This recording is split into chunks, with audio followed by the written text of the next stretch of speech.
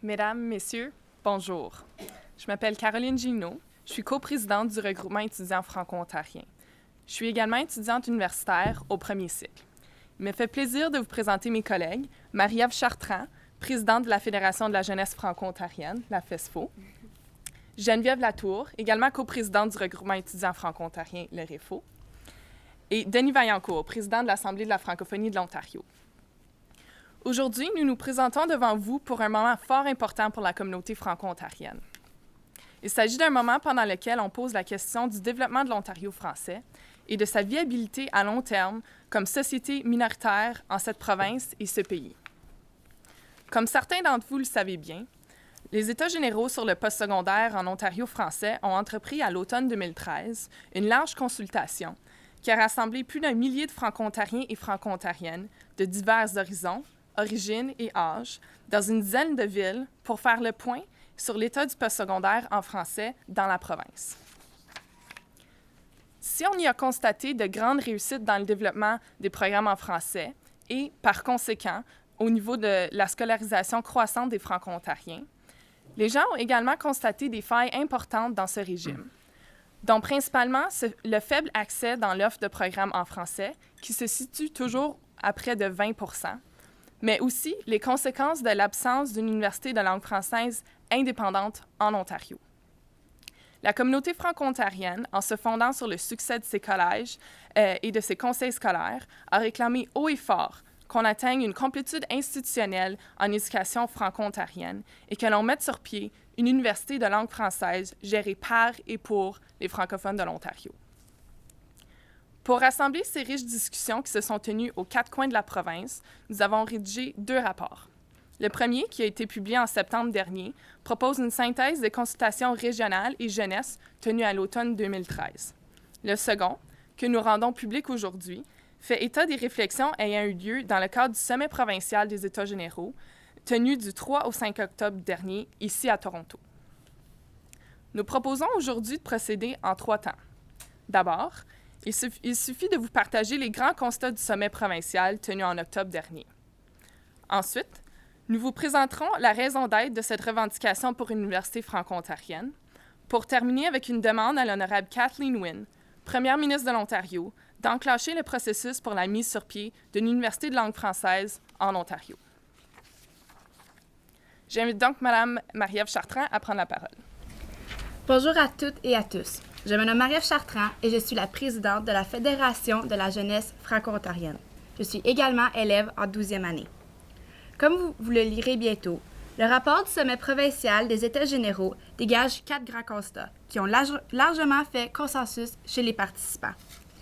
Ils ont d'abord souligné l'urgence de renforcer l'accès aux programmes universitaires et collégiaux de langue française dans la province.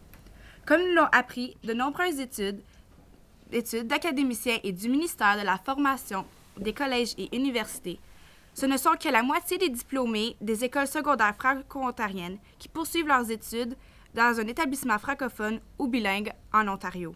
Ce phénomène est intimement lié au manque criant d'accès aux programmes universitaires et collégiaux en français dans la province.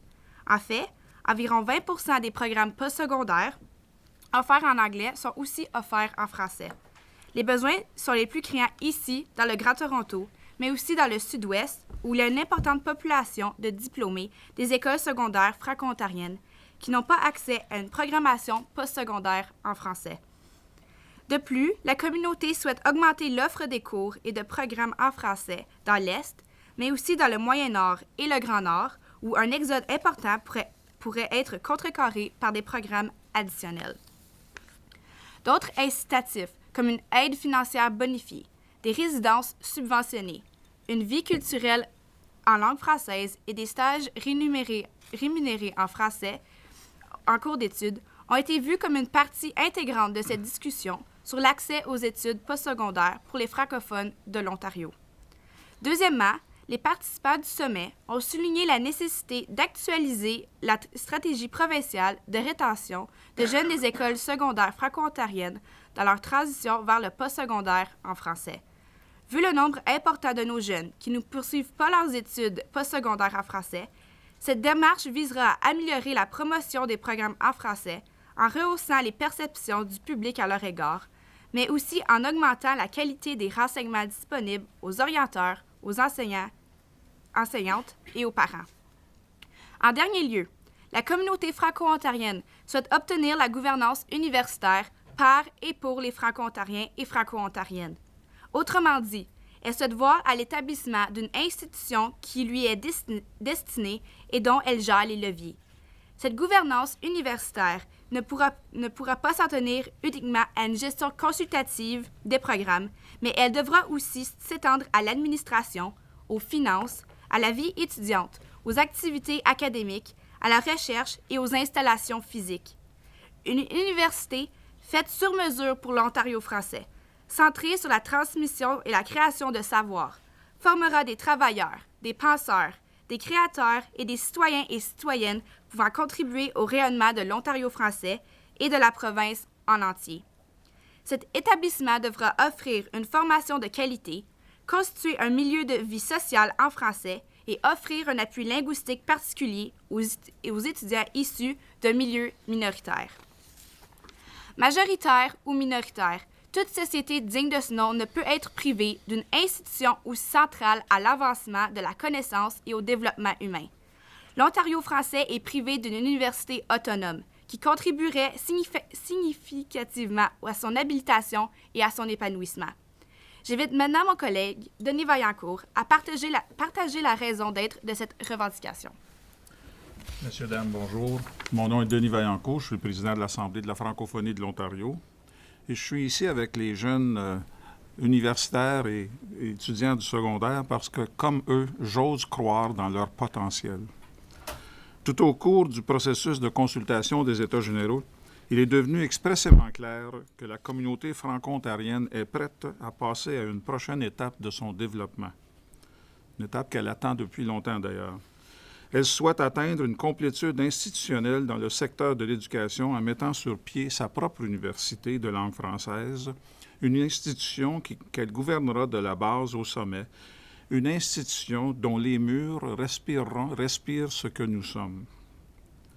Cette proposition constitue une suite logique dans le développement du régime scolaire franco-ontarien après la réouverture des écoles primaires de langue française en 1927, la création des premières écoles secondaires en 1969, l'obtention de la gestion de ces écoles en 1998 et la création des premiers collèges communautaires de langue française en 1990 et 1995. C'est dans ce même esprit de complétude institutionnelle que le sénateur Raoul Urtubise a tenté de constituer une première université de langue française pendant les années 40. Cette revendication a repris dès les premières années d'existence des universités bilingues et a été portée et défendue au fil des ans par divers étudiants, professeurs et organismes communautaires, et tout récemment, dans les années 98, par le Conseil d'éducation franco-ontarien, qui était un secrétariat au ministère du Collège-Université. Les justifications pour la mise sur pied d'une université de langue française en Ontario sont nombreuses. D'abord, plusieurs estiment que le modèle des institutions bilingues ne répond plus aux besoins et aux aspirations des franco-ontariens. Plusieurs participants aux États généraux ont parlé du défi de l'offre de programmes complets et de qualité en français dans plusieurs domaines universitaires, de la difficulté d'accès aux services en français pour la minorité étudiante francophone, des limites à la vie culturelle en français dans un environnement bilingue, voire même de l'assimilation progressive des étudiants à la langue de la majorité. D'autres ont décrit l'aggravement de l'anglo-dominance de l'environnement, où de plus en plus de rencontres départementales et administratives se déroulent en anglais, où les francophones sont de plus en plus minorisés au sein des effectifs et des structures administratives. Si on doit reconnaître la bonne foi de plusieurs individus qui œuvrent au sein des universités bilingues et remercier ces institutions pour les services qu'elles ont rendus à la communauté franco-ontarienne, force est de constater toutefois qu'il soit normal que la francophonie ontarienne aspire à plus. La complétude institutionnelle et la création d'une université de langue française ne sont pas que des abstractions. Les arguments pragmatiques justifient également la viabilité d'un tel établissement.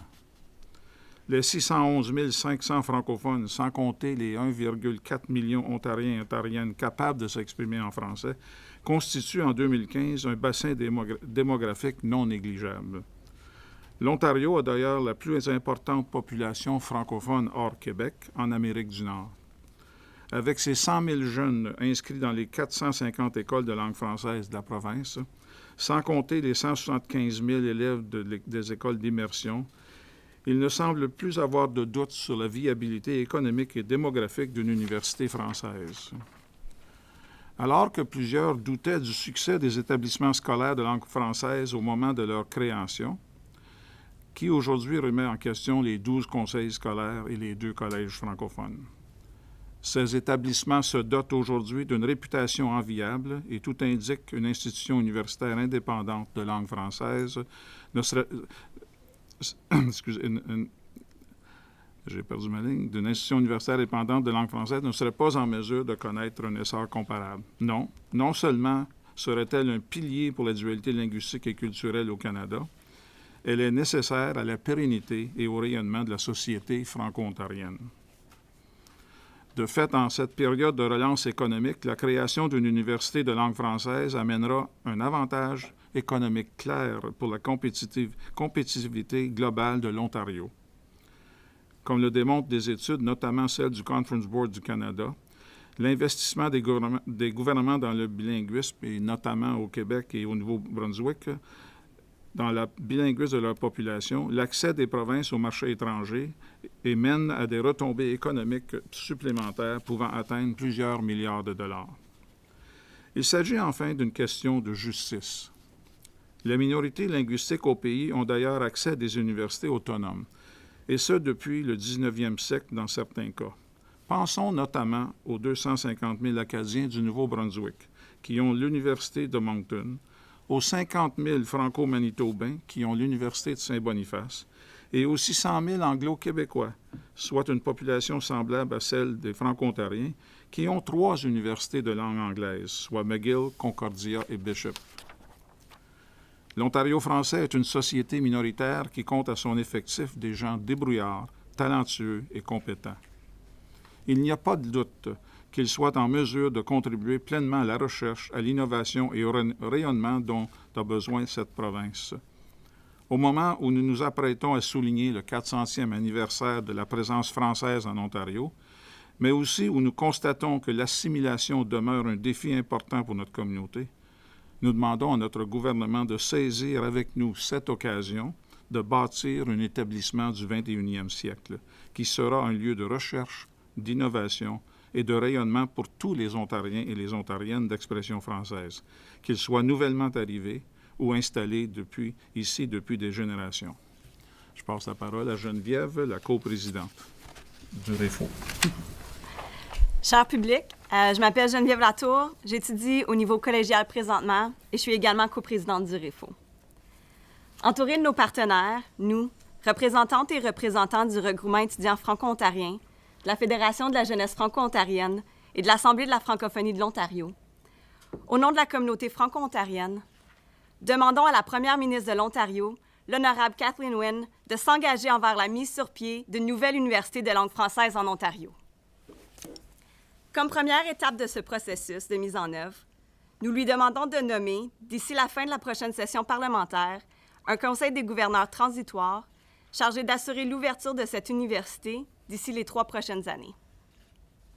À partir des constats découlant des États généraux sur le postsecondaire en Ontario français, le mandat de ce conseil des gouverneurs transitoire devra être de commander une étude sur les scénarios d'implantation d'une nouvelle université de langue française qui aura comme mandat d'activités académiques sur l'ensemble du territoire de la province en priorisant l'ouverture d'un premier campus d'ici 2018 dans le centre-sud-ouest de l'Ontario. D'assurer l'adoption des recommandations de cette étude, mais aussi de débloquer les fonds de démarrage et de fonctionnement suffisants des gouvernements provincial et fédéral pour assurer le succès à long terme du nouvel établissement. De dresser le mandat de ce nouvel établissement et de proposer un projet de charte universitaire qui sera adopté par le gouvernement de l'Ontario. De nommer une administration centrale chargée de la gestion de la nouvelle institution et du regroupement de la première cohorte d'étudiants et étudiantes en 2018 et 2019. Et enfin, de nommer un Sénat académique ayant le mandat de constituer les premiers programmes et facultés en vue de la première rentrée scolaire en septembre 2018. Les membres du Conseil des gouverneurs transitoires, qui devra représenter les principales régions de la province, seront nommés conjointement par le gouvernement de l'Ontario et la communauté franco-ontarienne. Le Conseil devrait également être constitué d'experts et expertes issus du monde universitaire et de l'administration postsecondaire, de même que de représentantes et représentants de la communauté franco-ontarienne et d'étudiants et étudiantes universitaires. Enfin, le Conseil des gouverneurs devra bénéficier de fonds adéquats pour assurer l'embauche d'une équipe de direction chargée de mener ses travaux de manière indépendante pendant les 3 prochaines années. Nos 3 organismes souhaitent ainsi rencontrer la première ministre Wynne dans les prochaines semaines afin d'établir un plan de match au sujet des façons dont nous pouvons travailler ensemble envers ce projet rassembleur de la communauté. Ceci conclut les présentations pour cette conférence de presse. J'invite donc les médias à poser leurs questions. We'll also be happy to take any questions in English. Quel genre de réponse est-ce que vous attendez à avoir de la province? Parce que depuis, c'est pas la première fois qu'on en parle, là, la création d'une université franco-ontarienne. Et pour l'instant, la province a été très vague là, sur ce projet-là. Ils ont dit, oui, nous, on veut plutôt renforcer le nombre de programmes offerts en français, le nombre de cours offerts en français, mais ils n'ont jamais dit qu'ils appuyaient la création d'une nouvelle université et ils ont un déficit de plus de 12 milliards de dollars. Est-ce que vous pensez sincèrement que la province va accepter votre demande? J'inviterai Geneviève à répondre. Dans le fond, pour toutes les raisons économiques, sociales et culturelles qu'on vient d'exposer, on ne voyait pas comment le gouvernement pourrait être contre une telle demande. Je pense qu'on a vu un engagement de la part du gouvernement envers la communauté franco-ontarienne. Plusieurs personnes qu'on a rencontrées nous ont dit qu'ils attendaient justement le dépôt du rapport avant de pouvoir aller de l'avant puis travailler avec nos organismes envers une solution. Je pense qu'on a une histoire de succès quand on parle de gouvernance puis de lutte pour la gouvernance. Puis on est vraiment confiant que ça s'en sera de même pour l'Université de langue française. Évidemment, toute la question du financement, c'est quelque chose à quoi on a également pensé. Puis Denis peut sûrement renchérir sur le sujet. Il faut dire peut-être que il y a quand même une nouvelle énergie de vouloir compléter le système. Il y a des signaux que le gouvernement, dans ses initiatives, s'intéresse à la communauté franco-ontarienne. Et de fait, d'investir aujourd'hui, c'est de créer un avenir plus sûr, autant pour la province que pour la communauté franco-ontarienne. Donc, on voit d'un bon œil et malgré les circonstances économiques, on pense qu'il y a lieu d'investir. Et d'ailleurs, les messages du gouvernement ont été dans ce sens. On doit investir pour contrer les situations économiques et de faire valoir que l'Ontario est une province qui d'abord, dans l'échiquier canadien, valorise sa minorité, peut contribuer à renforcer le pays, peut se donner aussi une réputation de développer des travailleurs capables d'œuvrer dans les 2 langues officielles ici au Canada ou ailleurs. Alors, je pense qu'il y a des avantages certains pour considérer la gouvernance universitaire. Il y a quand même de l'opposition au niveau de la communauté universitaire. On pense au recteur de l'Université d'Ottawa, M. Rock, qui, lui, voudrait amener une solution de son cru. Ce serait de créer un campus satellite à Woodstock qui réglerait, selon lui, le problème du Sud-Ouest.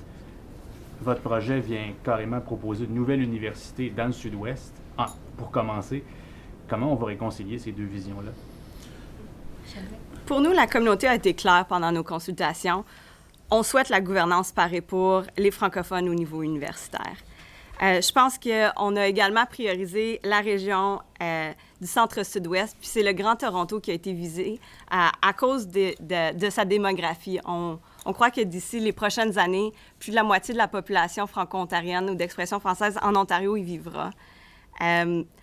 On a évidemment parlé lors de nos consultations des pratiques gagnantes et des acquis. On a évalué le statu quo, puis même en reconnaissant la bonne foi des individus qui œuvrent ou qui ont œuvré au sein des institutions bilingues, je pense qu'il est temps de remercier ces institutions pour leur service à la communauté, mais aussi de reconnaître qu'il est normal et souhaitable que la francophonie ontarienne aspire à plus. Donc, c'est vraiment au nom de la communauté qu'on fait cette demande-là, puis c'est ce qui est ressorti là, dans le cadre des consultations auprès de plus d'1 millier de personnes là, depuis les dernières années. Mais en même temps, est-ce que vous ne pensez pas que les institutions bilingues vont s'opposer à cette démarche-là parce que, bon, on en a déjà parlé, mais il y a un nombre limité de ressources et financières et au niveau des professeurs qui sont disponibles, mais même au niveau du bassin d'étudiants. Si j'étais, moi, à l'Université d'Ottawa en ce moment, je regarderais ça puis je me dirais, peut-être que je vais perdre des programmes, peut-être que je vais perdre des profs, peut-être que je vais perdre des enseignants. Moi, je vais aller faire du lobby auprès de la province pour m'assurer que je puisse garder tous mes programmes, toutes mes ressources, parce que chaque étudiant donne de l'argent à l'université. Donc, est-ce que vous vous attendez à avoir une résistance forte des institutions bilingues qui existent déjà en Ontario? C'est sûr qu'on ne peut pas parler au nom des institutions bilingues, mais les études révèlent que de 40 à 50 % de nos élèves diplômés d'école secondaire choisissent d'étudier en anglais au postsecondaire. On a vraiment un potentiel en ce moment qui n'est pas rejoint. On parle de 22 000 étudiants qui étudient en français présentement. Quand on regarde la région du Sud, on parle de 75 % des jeunes qui choisissent d'étudier en anglais. Il y a un potentiel là qui est immense. Puis qu'on se doit de desservir. Il y a une partie des étudiants qui nous échappent complètement, puis on aurait assez d'effectifs pour faire vivre les programmes présentement, sans compter les chiffres que Denis nous a partagés auparavant. Donc, avec ces 100 000 jeunes-là de nos 450 écoles primaires et secondaires, en plus des élèves d'immersion, je pense que la question d'effectifs puis de bassin étudiant, là, c'est vraiment... ça ne va que dans le sens de l'établissement d'une nouvelle institution de langue française. Ça va avoir des conséquences négatives sur disons, une réduction d'effectifs ou d'étudiants sur les établissements bilingues existants? Est-ce que ça va avoir des conséquences si ça voit le jour, cette université-là? Ce qu'on a entendu présentement, c'est que le statu quo ne plaisait pas aux gens qu'on a consultés. On parle de programmes qui sont incomplets en français, on parle de rencontres départementales qui ne se passent pas dans la langue française. Il y a du travail à faire si on veut plaire aux étudiants qui étudient présentement en français, sans compter ceux qui n'étudient pas en français. Donc, évidemment, on ne parlera pas au nom des institutions bilingues. Nous, ce qu'on peut dire, c'est ce qui nous a été rapporté pendant les consultations. Puis, selon nous, les 6 piliers de la gouvernance doivent être remplis si on veut assurer la pérennité puis mettre un frein à l'assimilation auquel on fait face en tant que communauté présentement. Vous mentionniez dans votre point de presse des signes positifs ou des signes d'ouverture de la part du gouvernement que vous avez observés au cours des dernières années. Moi, ce que j'ai observé, c'est que ça s'était retrouvé dans le discours du trône en 2012-2013. Ça s'était même pas retrouvé dans le budget 3 mois plus tard. Quel genre de signaux vous voyez, vous? J'aimerais peut-être répondre là-dessus, peut-être faire du pouce sur l'autre question. Premièrement, il y a quand même une initiative du gouvernement de tenter de régler, à la lumière de l'étude du commissaire, les questions d'accès dans le centre-sud-ouest, et ils ont investi dans ça.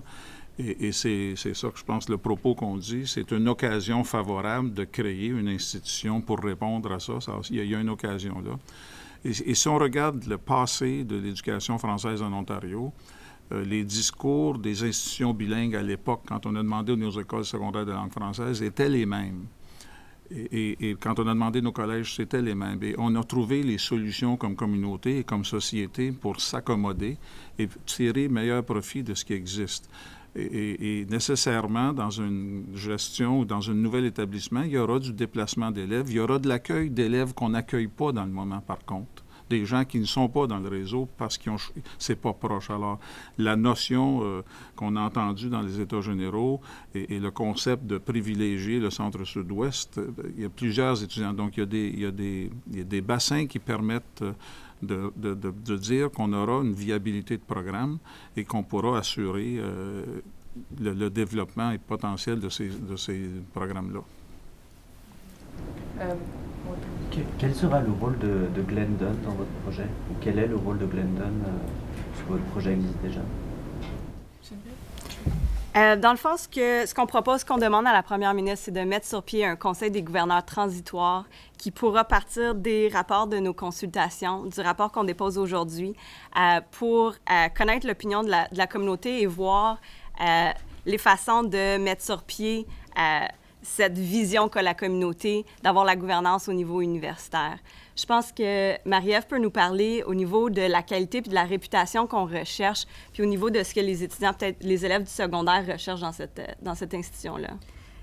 Oui, c'est certain que plusieurs peuvent penser que les étudiants et les élèves du secondaire vont chercher une certaine réputation en choisissant l'université. Que l'université ou l'institution qui vont vouloir aller, ça va être quelque chose qui a acquis vraiment de l'expérience. Mais au contraire, qu'est-ce qui est le plus souvent relaté par les élèves et par les étudiants, c'est pas seulement la réputation, c'est vraiment est-ce que je peux avoir mon programme dans ma langue? Est-ce que les murs dans lesquels je suis me ressemblent à ma communauté, ressemblent à qui je suis? Je peux m'identifier à cet établissement-là. C'est vraiment ça qu'ils cherchent, une vie étudiante en français, vraiment pour eux, par et pour, vraiment. C'est ça qu'ils cherchent en premier. Mais plus précisément, est-ce que vous comptez vous appuyer sur les professeurs de Glendon, sur les cours de Glendon, sur les programmes de Glendon, ou sur la vie culturelle de Glendon qui est assez riche avec un théâtre et une galerie? Est-ce que c'est une expérience que vous comptez mettre à profit pour cette nouvelle université? On a mentionné toutes les pratiques gagnantes, puis c'est certain qu'on a de bons professeurs qui œuvrent dans la communauté franco-ontarienne. On a des programmes de qualité. Cependant, ce qu'on veut, c'est des programmes dont on a la gouvernance complète. Quand on parle d'un conseil des gouverneurs, d'un Sénat qui assure la gouvernance par et pour notre communauté. Donc, le rôle que Glendon aura à jouer, je pense que ce sera à poser la question spécifiquement à l'institution. Nous, ce qu'on sait, c'est que présentement, le statu quo ne répond pas aux besoins de notre communauté et qu'on a besoin d'aller de l'avant à mettre sur pied ces 6 piliers-là. Évidemment, je ne pense pas qu'on part de zéro parce que c'est vrai qu'il existe des bonnes choses dans notre communauté. Par contre, les institutions présentement ne sont pas à la hauteur des attentes de la communauté. Il faudra bâtir là-dessus pour vraiment rejoindre la gouvernance universitaire là, qui est demandée aujourd'hui par nos 3 organismes. Les institutions bilingues ne répondent pas aux besoins de la communauté. Est-ce que vous pouvez nous donner des exemples concrets? Vous y avez un peu touché dans votre présentation, mais peut-être des exemples concrets de en quoi est-ce qu'ils ne répondent pas aux besoins, juste pour que les gens à la maison puissent vraiment comprendre en quoi est-ce qu'ils sont insuffisants finalement. Oui. Donc, c'est beaucoup le défi de l'offre des programmes complets en français parce que c'est souvent, on peut commencer un baccalauréat ou un programme en français pour quelques années, puis ensuite, l'étudiant est forcé ou pratiquement de prendre des cours en anglais parce qu'il n'est pas en mesure de compléter entièrement son programme en français. Il y a aussi l'offre de services en français à la minorité étudiante francophone parce que, oui, l'université, c'est le baccalauréat, le programme, mais c'est aussi la vie étudiante. C'est est-ce que quand je vais me chercher un café à la cafétéria, je peux me faire servir en français? Est-ce que quand je vais voir l'administration, j'ai un service dans ma langue, etc. Donc, c'est ça, c'est vraiment des limites à la vie culturelle en français qui existent dans les institutions bilingues en ce moment. En 2018, vous avez une université flambant neuve ou vous êtes dans la portative, dans le fond de la cour d'une école? Denis, est-ce que tu veux répondre? C'est une bonne question. Et c'est pourquoi on demande la création d'un bureau de gouverneur transitoire pour justement régler ces choses-là. Est-ce que ça prendra forme d'un nouvel édifice? Ça peut. Est-ce que ça peut prendre forme d'une acquisition existante? Il y a toutes sortes de variétés. Le point qui est fait ce matin, c'est que lorsqu'on gouverne, on va faire ces choix-là. Et on va faire Et quand on parle de la programmation, c'est clair que des premières années de l'université, il faut que ça soit développé. Et si le Conseil des gouverneurs, dans sa grande sagesse, peut négocier des ententes stratégiques avec des établissements existants. Le point étant qu'ils auront les soucis et ils porteront les aspirations de la communauté dans leur démarche et auront fait leur choix. Dans l'hypothèse où ce projet ferait trop de concurrence aux universités bilingues, est-ce qu'éventuellement ça pourrait prendre la forme d'un enseignement à distance? On a beaucoup parlé de l'enseignement virtuel durant les consultations. Ce qui a été clair, c'est qu'on a besoin d'un lieu où les étudiants peuvent se rencontrer, peuvent échanger, bâtir leur réseau, autant des réseaux sociaux, rencontrer leurs partenaires de vie que les réseaux professionnels, que ça se fasse dans leur langue pour maintenir et conserver le français. Est-ce que ça peut être enrichi par de l'enseignement à distance? Tout à fait. Je pense qu'on a une population qui est dispersée sur le territoire. Il serait normal de vouloir les desservir de différents moyens. Mais ce qui est important, c'est la notion d'avoir des murs qui respirent qui nous sommes. Ça a vraiment ressorti là, à pas mal chacune de nos consultations, puis c'est comme ça que la communauté se sent. On a besoin d'un endroit où on peut être en majorité à quelque part dans notre province quand on parle d'éducation postsecondaire, mais ça peut être enrichi certainement par d'autres moyens d'enseignement. Si la province fait du surplace dans les prochains mois par rapport à votre projet, est-ce que vous avez d'autres plans, d'autres stratégies pour faire avancer le dossier? Parce que c'est pas exclu que ça soit la réaction de la province. Nos 3 organismes ici, c'est certain que la conférence de presse a clos le processus de consultation. Mais on demeure engagé jusqu'à l'obtention de notre université de langue française, puis ça, c'est une promesse qu'on a faite pendant le sommet. J'ai déjà mentionné, mais la communauté franco-ontarienne a une histoire de succès quand ça vient à la gouvernance, mais une histoire de succès quand ça vient à la revendication puis aux luttes. Puis on est certain que la demande qu'on fait aujourd'hui ira dans le même sens.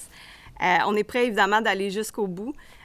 Puis, on sait également, à cause du sommet, qu'on a une communauté qui est mobilisée derrière nous. Donc, évidemment, on commence avec des rencontres avec le gouvernement. On a vu de l'ouverture, puis c'est dans cette voie-là qu'on travaille présentement.